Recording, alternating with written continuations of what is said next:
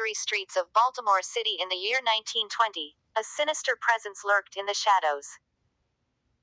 The residents whispered of ghouls that roamed the city at night, preying on the unsuspecting souls who dared to venture out after dark. The ghouls were said to be grotesque creatures, with twisted limbs and sunken eyes that glowed with a malevolent light. They moved silently through the streets, their foul stench filling the air as they searched for their next victim. One fateful night, a young woman named Emily found herself alone on the deserted streets of Baltimore. She had been out late, visiting a friend, and now regretted her decision to walk home alone.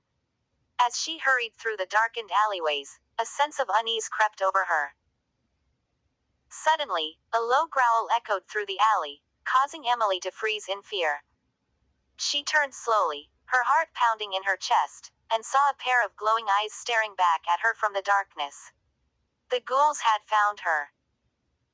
With a scream, Emily turned and ran, her footsteps echoing off the cobblestone streets as she fled for her life. The ghouls pursued her relentlessly, their twisted forms moving with unnatural speed as they closed in on their prey.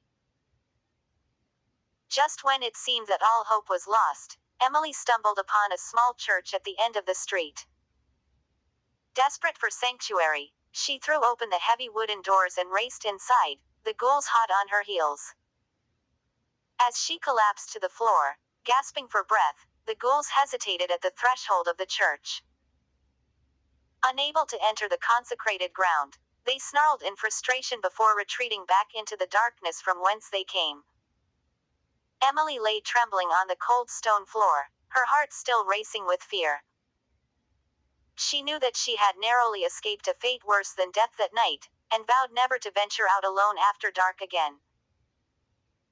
And so, the legend of the ghouls of Baltimore City lived on, a chilling reminder of the horrors that lurked in the shadows of the city in 1920.